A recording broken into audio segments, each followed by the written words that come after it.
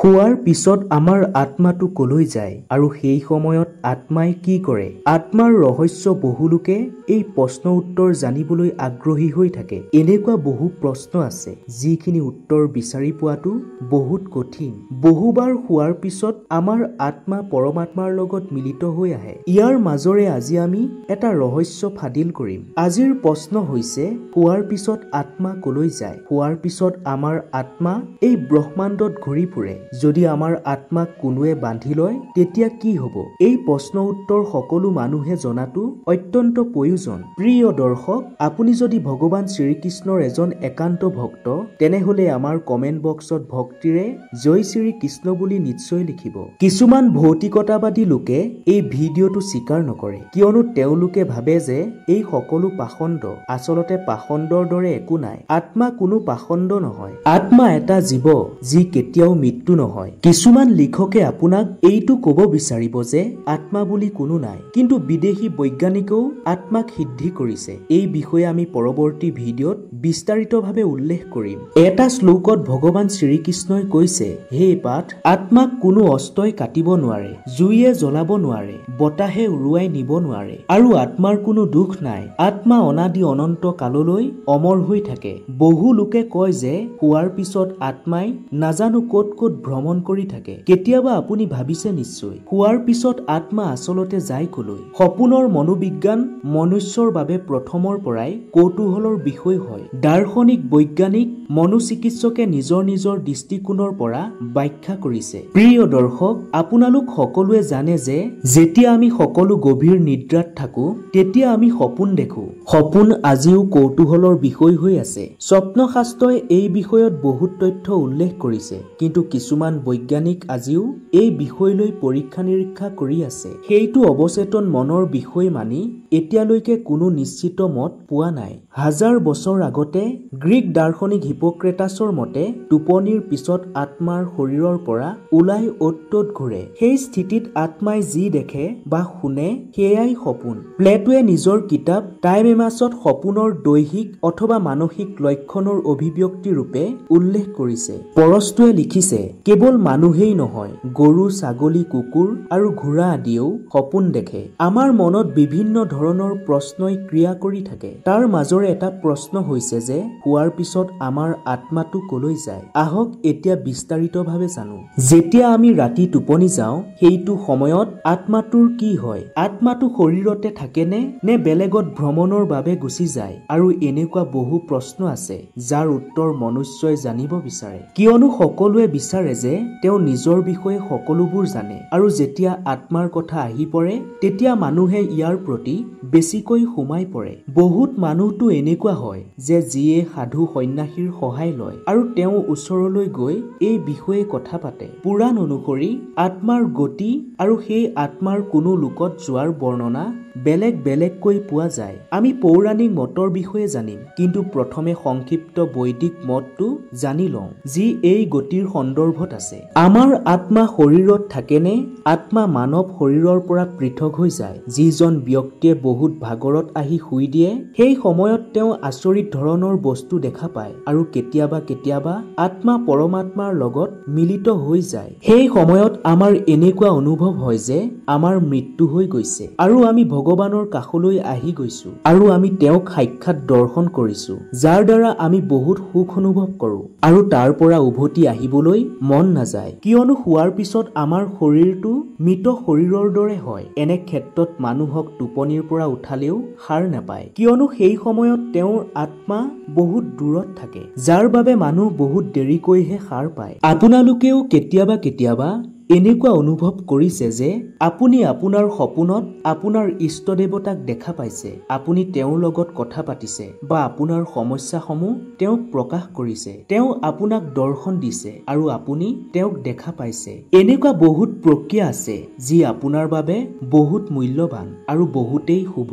আপুনি এইটো ভাবে যে এতিয়া মই ইয়াতে থাকো আৰু তেওঁকে চাই থাকো, কিন্তু এইখিনি আপোনাৰ আত্মাইহে কৰি থাকে। যিদিনা আপুনি এই সপোন দেখে মানে আপোনাৰ আত্মা পৰমাত্মাৰ সৈতে মিলিত হয়, সেইদিনা আপোনাৰ মন প্ৰাণ শুদ্ধ হৈ যায়। প্ৰিয় দৰ্শক, শোৱাৰ সময়ত আত্মা অৱচেতন মনৰ লগত মিলিত হয়। সেইবাবে কোৱা হয় টোপনিয়ে মৰণে সমান। কেতিয়াবা কেতিয়াবা আপোনাৰ আত্মাই আপোনাৰ ভৱিষ্যত দেখা পায়। আমি আপোনাক ইতিমধ্যে কৈছো যে শোৱাৰ পিছত আপোনাৰ অৱচেতন মন মানে সাবকনচিয়াছ মাইণ্ডে আত্মাৰ সহায়ত ভৱিষ্যতৰ দিশে যাব পাৰে। আত্মাই ভৱিষ্যত দেখা পায়। আত্মাৰ ভিতৰত সেই ক্ষমতা থাকে। আপোনাৰ লগত বহুত এনেকুৱা উদাহৰণ আছে যিখিনি টোপনি যোৱাৰ পিছত আমাৰ অৱচেতন মনে ভৱিষ্যতৰ ভিতৰলৈ সোমাই যায়। আপুনি প্ৰত্যক্ষভাৱে যিখিনি বস্তু কেতিয়াও দেখা নাই সেইখিনি আপোনাৰ বন্ধ চকুৰে মানে আপুনি শোৱাৰ পিছত আত্মাই দেখা পায়। আপোনাৰো এনেকুৱা বহু সপোন আহিছিল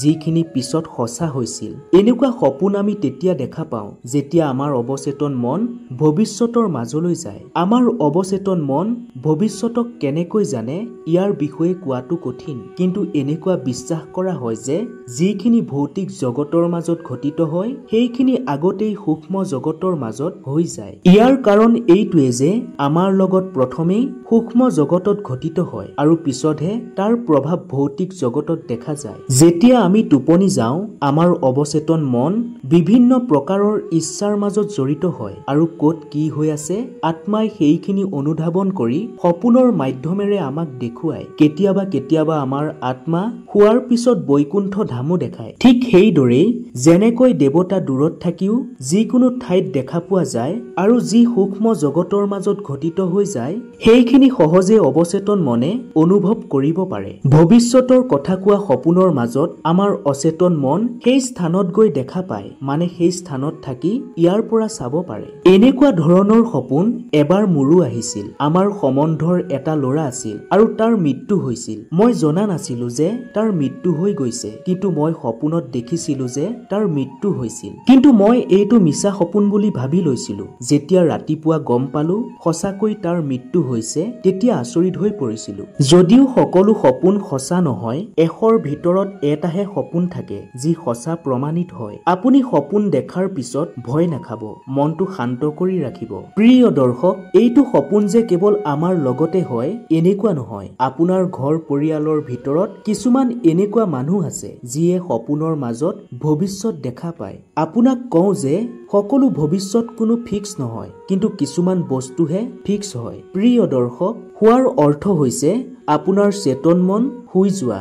চেতন মনক আপোনাৰ শৰীৰৰ এটা অংশ বুলি কোৱা হয়। সেই চেতন মন শুই যায়। যেতিয়া আপুনি শুই যায় তেতিয়া আপোনাৰ কেৱল চেতন মনহে শুৱে। চেতন মন যি বাহিৰৰ মন হয়, কিন্তু ভিতৰৰ মন কেতিয়াও টোপনি নাযায়। চেতন মন যেতিয়া শুই যায় আমি বাহিৰৰ বস্তু দেখা আৰু শুনা বন্ধ কৰি দিওঁ, আৰু দেখো যদিও সেয়া চেতন মনৰ মাধ্যমেৰে নহয়। কিছু মানুহ যি আমাৰ মাজত নাই, যদি পিছত সপোনত জীৱিত হয় আৰু সেই সকলো কথা কলে যি চেতন মনে দেখা নাই, ইয়াৰ অৰ্থ এইটোৱে যে এইটো এটা অচেতন মনৰ লগত জড়িত আছিল। আত্মাই একো নকৰে কিয়নো এইটো এটা অভৌতিক আৰু আত্মাৰ কোনো আশা নাই। যেতিয়া আমি নিৰ্গুণৰ কথা কওঁ তেতিয়া সেয়া আত্মাই হয়। যেতিয়া আমি শুই যাওঁ আমাৰ অচেতন মন আত্মাৰ লগত যোগ হৈ ক্ৰিয়াশীল হৈ যায় আৰু তাৰ পিছত আমি সপোনৰ মাজলৈ সোমাই যাওঁ। এইদৰে দেখি আমি ভাবো যে টোপনিৰ পিছত আমাৰ আত্মা কৰবালৈ গৈছে। এইটো মনোবিজ্ঞানৰ লগত জড়িত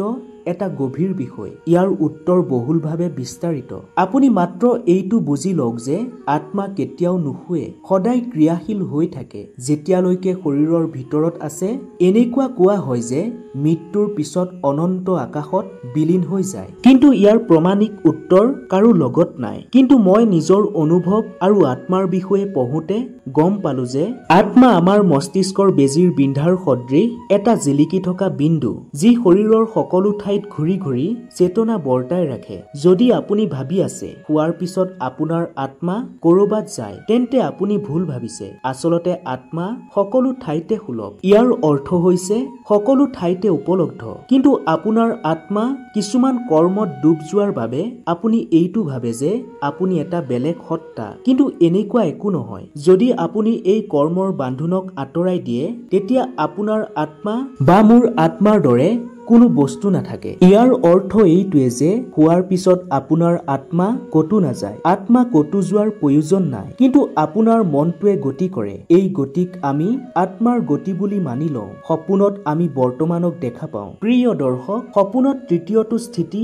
এইটোৱে হয় যে আমি বৰ্তমানক হুবহু দেখা পাওঁ, যি বৰ্তমানত ঘটিত হয় আৰু আমি সেইখিনি সপোনৰ মাধ্যমেৰে দেখা পাওঁ। এনেকুৱা সপোনে আমাক এইটোৱে কয় যে ক'ত কি হৈ আছে। এই ধৰণৰ সপোন মোৰ ওচৰত একো প্ৰমাণ নাই, কিন্তু এটা ঘটনা উল্লেখ কৰিব বিচাৰিছো। ডক্টৰ অৰুণ কুমাৰে লিখিছে যে এবাৰ তেওঁ যেতিয়া শুই আছিল, তেওঁ দেখিছিল যে চাৰজন তেওঁৰ ওচৰত আহিছিল আৰু কৈছিল যে মই যাওঁ, তুমি ল'ৰা ছোৱালী দুটাৰ ধ্যান ৰাখিবা। তাৰ পিছত আচৰিতভাৱে তেওঁ চকু খোল খালে আৰু তেওঁ সময় চালে, ৰাতি 3 বাজিছে। তেওঁ ভাবি পোৱা নাছিল যে এইখিনি কেনেকৈ হৈ গ'ল আৰু চাৰজন ইয়ালৈ অহাৰ কাৰণ কি। যেতিয়া ৰাতিপুৱা হয় তেতিয়া তেওঁ গম পালে যে চাৰজন ৰাতি 1 বজাতে মৃত্যু হৈছিল। সপোনত আমি বৰ্তমানক দেখা পাওঁ। জীৱাত্মাই অচেতন মনৰ সৈতে সহজে সম্পৰ্ক কৰিব পাৰে, কিন্তু চেতন মনৰ লগত সম্পৰ্ক কৰা তেওঁৰ বাবে ইমান সহজ নহয়। সেইবাবে দেৱতা আৰু বেলেগ আত্মাই সপোনৰ মাধ্যমেৰে কিবা কয়। চেতন মনৰ নিজা সীমা আছে আৰু অচেতন মনৰো